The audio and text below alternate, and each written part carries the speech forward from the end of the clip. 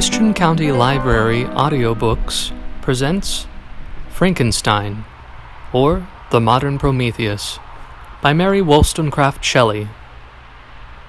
Read by Aaron. September 12th. It is past. I am returning to England. I have lost my hopes of utility and glory. I have lost my friend. But I will endeavor to detail these bitter circumstances to you, my dear sister, and while I am wafted towards England and towards you, I will not despond. September 9th. The ice began to move, and roaring like thunder were heard at a distance as the island split and cracked in every direction. We were in the most imminent peril, but as we could only remain passive, my chief attention was occupied by my unfortunate guest, whose illness increased in such a degree that he was entirely confined to his bed. The ice cracked behind us, and was driven with force towards the north. A breeze sprang from the west, and on the 11th the passage towards the south became perfectly free. When the sailors saw this, and that their return to their native country was apparently assured, a shout of tumultuous joy broke from them, loud and long-continued. Frankenstein, who was dozing, awoke and asked the cause of the tumult. "They shout," I said, "because they will soon return to England." "Do you, then, really return?" "Alas, yes. I cannot withstand their demands. I cannot lead them unwillingly to danger, and I must return." "Do so, if you will, but I will not. You may give up on your purpose, but mine is assigned to me by heaven, and I dare not. I am weak, but surely the spirits who assist my vengeance will endow me with sufficient strength." Saying this, he endeavored to spring from the bed, but the exertion was too great for him. He fell back and fainted. It was long before he was restored, and I often thought that life was entirely extinct. At length he opened his eyes. He breathed with difficulty and was unable to speak. The surgeon gave him a composing draught and ordered us to leave him undisturbed. In the meantime, he told me that my friend had certainly not many hours to live. His sentence was pronounced, and I could only grieve and be patient. I sat by his bed, watching him. His eyes were closed, and I thought he slept, but presently he called to me in a feeble voice, and bidding me come near, he said, "Alas, the strength I relied on is gone. I feel that I shall soon die, and he, my enemy and persecutor, may still be in being. Think not, Walton, that in the last moments of my existence I feel that burning hatred and ardent desire of revenge I once expressed, but I feel myself justified in desiring the death of my adversary. During these days I have been occupied in examining my past conduct, nor do I find it blamable. In a fit of enthusiastic madness, I created a rational creature, and was bound towards him to assure, as far as was in my power, his happiness and well-being. This was my duty, but there was another still paramount to that. My duties towards the beings of my own species had greater claims to my attention, because they included a greater proportion of happiness or misery. Urged by this view, I refused, and I did right in refusing, to create a companion for the first creature. He showed unparalleled malignity and selfishness in evil. He destroyed my friends. He devoted to destruction beings who possessed exquisite sensations, happiness, and wisdom. Nor do I know where this thirst for vengeance may end. Miserable himself, that he may render no other wretched, he ought to die. The task of his destruction was mine, but I have failed. When actuated by selfish and vicious motives, I asked you to undertake my unfinished work, and I renew this request now, when I am only induced by reason and virtue. Yet, I cannot ask you to renounce your country and friends to fulfill this task, and now that you are returning to England, you will have little chance of meeting with him. But the consideration of these points, and the well-being balancing of what you may esteem your duties, I leave to you. My judgment and ideas are already disturbed by the near approach of death. I dare not ask you to do what I think right, for I may still be misled by passion. That he should live to be an instrument of mischief disturbs me. In other respects, this hour, when I momentarily expect my release, is the only happy one which I have enjoyed for several years. The forms of the beloved dead flit before me, and I hasten to their arms. Farewell, Walton. Seek happiness in tranquillity and avoid ambition, even if it be only the apparently innocent one of distinguishing yourself in science and discoveries. Yet why do I say this? I have myself been blasted in these hopes, yet another may succeed. His voice became fainter as he spoke, and at length, exhausted by his effort, he sank into silence. About half an hour afterwards he attempted again to speak, but was unable. He pressed my hand feebly, and his eyes closed forever, while the irradiation of a gentle smile passed away from his lips. Margaret, what comment can I make on the untimely extinction of this glorious spirit? What can I say that will enable you to understand the depth of my sorrow? All that I should express would be inadequate and feeble. My tears flow, my mind is overshadowed by a cloud of disappointment. But I journey towards England, and I may there find consolation. I am interrupted. What do these sounds portend? It is midnight. The breeze blows fairly, and the watch on deck scarcely stir. Again there is a sound as of a human voice, but hoarser.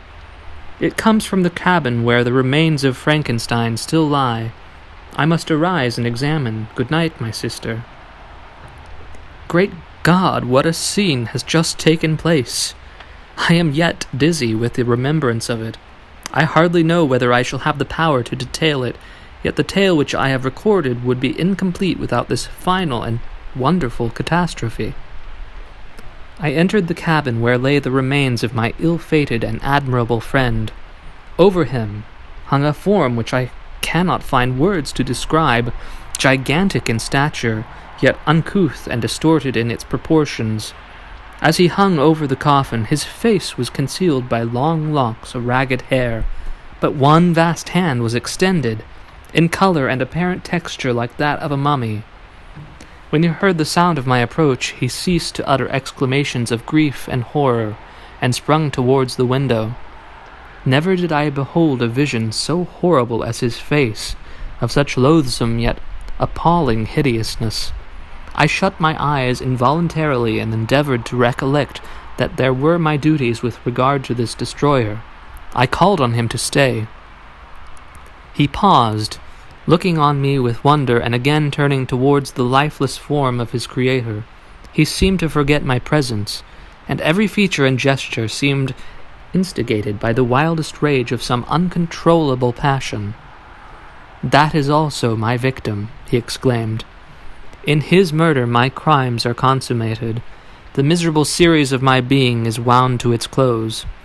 O Frankenstein, generous and self-devoted being, what does it avail that I now ask thee to pardon me?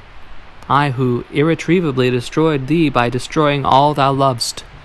Alas, he is cold, he cannot answer me." His voice seemed suffocated, and my first impulses, which had suggested to me the duty of obeying the dying request of my friend in destroying his enemy, were now suspended by a mixture of curiosity and compassion. I approached this tremendous being. I dared not again raise my eyes to his face. There was something so scaring and unearthly in his ugliness. I attempted to speak, but the words died away on my lips. The monster continued to utter wild and incoherent self-reproaches. At length I gathered resolution to address him in a pause of the tempest of his passion. "Your repentance," I said, "is now superfluous. If you had listened to the voice of conscience and heeded the stings of remorse before you had urged your diabolical vengeance on this extremity, Frankenstein would yet have lived." "And do you dream?" said the demon. "Do you think that I was then dead to agony and remorse? He continued, pointing to the corpse, he suffered not in the consummation of the deed. Oh, not the 10,000th portion of the anguish that was mine during the lingering details of its execution." A frightful selfishness hurried me on, while my heart was poisoned with remorse. Think you that the groans of Clerval were music to my ears? My heart was fashioned to be susceptible of love and sympathy, and when wretched by misery to vice and hatred, it did not endure the violence of the change without torture such as you cannot even imagine. After the murder of Clerval, I returned to Switzerland, heartbroken and overcome. I pitied Frankenstein. My pity amounted to horror. I abhorred myself. But when I was discovered that he, the author of once of my existence and of its unspeakable torments, dared to hope for happiness, that while he accumulated wretchedness and despair upon me, he sought his own enjoyment in feelings and passions from the indulgence of which I was forever barred, then impotent envy and bitter indignation filled me with an insatiable thirst for vengeance. I recollected my threat and resolved that it should be accomplished. I knew that I was preparing for myself a deadly torture, but I was the slave, not the master, of an impulse which I detested yet could not disobey. Yet when she died, nay, then I was not miserable. I had cast off all feelings, subdued all anguish, to riot in the excess of my despair. Evil thenceforth became my good. Urged thus far, I had no choice but to adapt my nature to the element which I had willingly chosen. The completion of my demoniacal design became an insatiable passion, and now it is ended. There is my last victim. I was at first touched by the expressions of his misery, yet when I called to mind what Frankenstein had said of his powers of eloquence and persuasion, and when I again cast my eyes on the lifeless form of my friend, indignation was rekindled within me. "Wretch," I said, "it is well that you come here to whine over the desolation that you have made. You throw a torch into a pile of buildings, and when they are consumed you sit among the ruins and lament the fall. Hypocritical fiend! If he whom you mourn still lived, still would he be the object. Again would he become the prey of your accursed vengeance. It is not pity that you feel. You lament only because the victim of your malignity is withdrawn from your power." "Oh, it is not thus." "Not thus," interrupted the being. "Yet such must be the impression conveyed to you by what appears to be the purport of my actions. Yet I seek not a fellow feeling in my misery. No sympathy may I ever find. When I first sought it, it was the love of virtue, the feelings of happiness and affection, with which my whole being overflowed, and I wished to be participated. But now that virtue has become to me a shadow, and that happiness and affection are turned into bitter and loathing despair, in what should I seek for sympathy? I am content to suffer alone while my sufferings shall endure. When I die, I am well satisfied that abhorrence and opprobrium should load my memory. Once my fancy was soothed with dreams of virtue, of fame, and of enjoyment. Once I falsely hoped to meet with beings who, pardoning my outward form, would love me for the excellent qualities which I was capable of unfolding. I was nourished with high thoughts of honor and devotion, but now crime was degraded me beneath the meanest animal. No guilt, no mischief, no malignity, no misery can be found comparable to mine. When I run over the frightful catalogue of my sins, I cannot believe that I am the same creature whose thoughts were once filled with sublime and transcendent visions of the beauty and the majesty of goodness. But it is even so.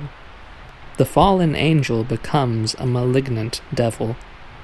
Yet even that enemy of God and man had friends and associates in his desolation. I am alone. You, who call Frankenstein your friend, seem to have a knowledge of my crimes and his misfortunes, but in the details which he gave you of them he could not sum up the hours and months of misery which I endured wasting in impotent passions. For while I destroyed his hopes, I did not satisfy my own desires. They were forever ardent while I was craving. Still, I desired love and fellowship, and I was still spurned. Was there no injustice in this? Am I to be thought the only criminal when all humankind sinned against me? Why do you not hate Felix, who drove his friend from his door with contumely? Why do you not execrate the rustic who sought to destroy the Saviour of his child? Nay, these are virtuous and immaculate beings. I, the miserable and abandoned, am an abortion, to be spurned at and kicked and trampled on. Even now my blood boils at the recollection of this injustice. But it is true that I am a wretch. I have murdered the lovely and the helpless. I have strangled the innocent as they slept, and grasped to death his throat who never injured me or any other living being. I have devoted my Creator, the select specimen of all that is worthy of love and admiration among men, to misery. I have pursued him even to that irremediable ruin. There he lies, white and cold in death. You hate me, but your abhorrence cannot equal that with which I regard myself. I look on the hands which executed the deed. I think on the heart in which the imagination of it was conceived, and long for the moment when these hands will meet my eyes, when that imagination will haunt my thoughts no more. Fear not that I shall be the instrument of future mischief. My work is nearly complete. Neither yours nor any man's death is needed to consummate the series of my being, and accomplish that which must be done, but it requires my own. Do not think that I shall be slow to perform this sacrifice. I shall quit your vessel on the ice raft which brought me thither, and shall seek the most northern extremity of the globe. I shall collect my funeral pile, and consume to ashes this miserable frame, that its remains may afford no light to any curious and unhallowed wretch who would create such another as I have been. I shall die. I shall no longer feel the agonies which now consume me, or be the prey of feelings unsatisfied yet unquenched. He is dead who called me into being, and when I shall be no more, the very remembrance of us both will speedily vanish. I shall no longer see the sun, or stars, or feel the winds play on my cheeks. Light, feeling, and sense will pass away, and in this condition must I find my happiness. Some years ago, when the images with which this world affords first opened up upon me, when I felt the cheering warmth of summer and heard the rustling of the leaves and the warbling of the birds, and these were all to me, I should have wept to die. Now it is my only consolation. Polluted by crimes and torn by the bitterest remorse, where can I find rest but in death? Farewell, I leave you, and in you the last of humankind, whom these eyes will ever behold. Farewell, Frankenstein. If thou wert yet alive, and yet cherished a desire of revenge against me, it would be better satiated in my life than in my destruction. But it was not so. Thou didst seek my extinction, that I might not cause greater wretchedness. And if yet in some mode unknown to me thou hadst not ceased to think and feel, thou wouldst not desire against me a vengeance greater than that which I feel. Blasted as thou wert, my agony was still superior to thine, for the bitter sting of remorse will not cease to rankle in my wounds until death shall close them forever. But soon, he cried, with sad and solemn enthusiasm, I shall die, and what I now feel will be no longer felt. Soon these burning miseries will be extinct. I shall ascend my funeral pile triumphantly and exult in the agony of the torturing flames. The light of that conflagration will fade away. My ashes will be swept into the sea by the winds. My spirit will sleep in peace, or if it thinks, it will not surely think thus. Farewell. He sprang from the cabin window as he said this, upon the ice raft which lay close to the vessel. He was soon borne away by the waves, and lost in darkness and distance.